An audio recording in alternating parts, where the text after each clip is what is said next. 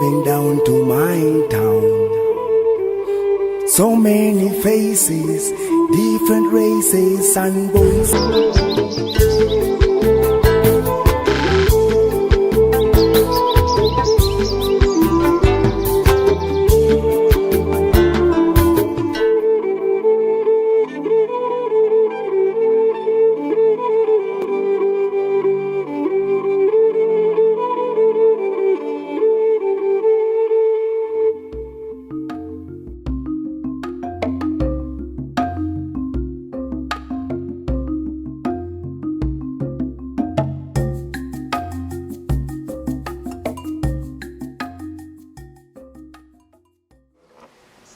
The piece is called Yoo Aryo Orojo Lalur.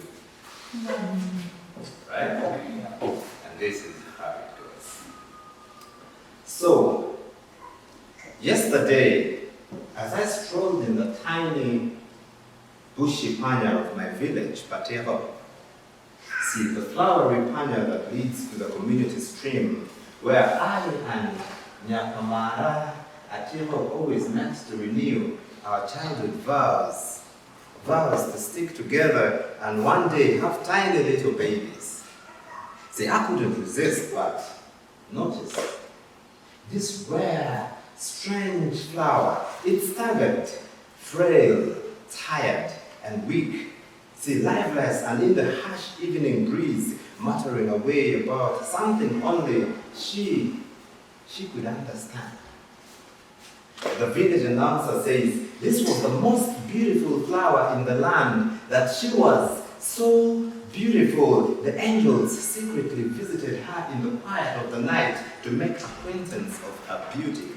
See, she was so beautiful, the glitters of her soft jelly petals lit the path of the blind, and that young maid traveled across hills and valleys from distant villages to indulge in her beauty. She was hot like heart. She was hot like the Amoro hot springs and glowed like Gorajulu at sunrise. See, her beauty consumed even the fiercest of warriors.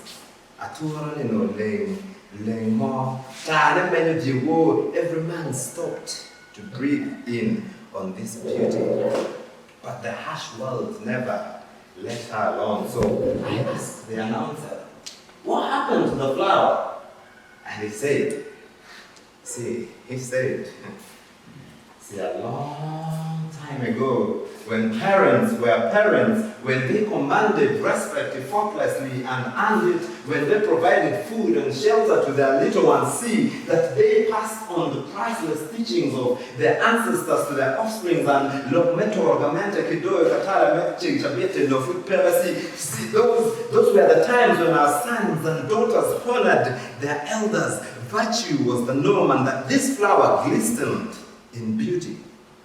Those were the times when kings and governors sought for hands of this flower in marriage.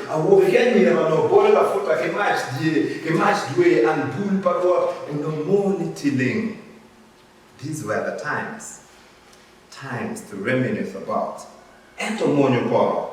We were crammed in camps like sacks of lecheri in transit, and our survival was determined by those walls of political sympathizers. Parents struggled to provide while uncertainties besieged our next meal. Life was a living hell.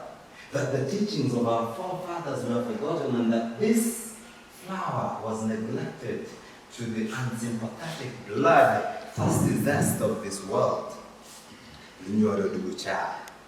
John Moira Wingi Kamalenga, when asked about morality, Lutera don't turn among out while they asked unapologetically, no, Mera John Diel, no, Honorable John Bora Yekchan, Kichao, no, Padua. She now finds pleasure from jumping from one man to another. Piano don't, Perano, Nyani, Dugumaya,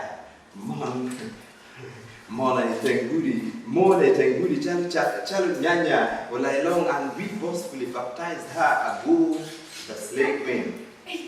Namba, Aturama Wine, Leng, Ma, Leng Mapa, Wero, the Wero. In fact, Owelo Nogon and La Moya, she was so soft. Sheep's wool admired her. Her skin was smooth, tender. Nanunomine, Menelwa Hokichatian. Menelwa Hokichatian, Malibu, and smeared her with Moya. See, her eyes sparkled so bright, Ochi's knees became weak at her sight.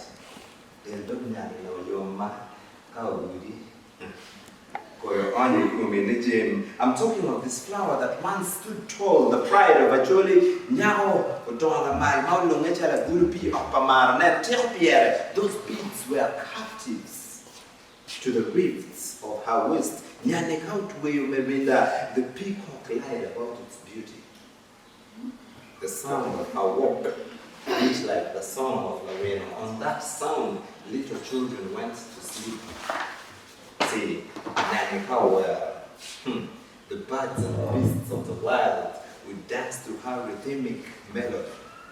So I picked up this flower, and on her deathbed, her heartbeat still resounded in the distance fading.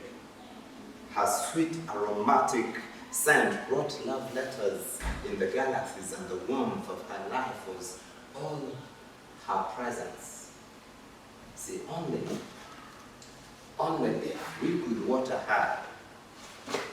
Actually, Yoo Aryo Orojo Lalur. Wow.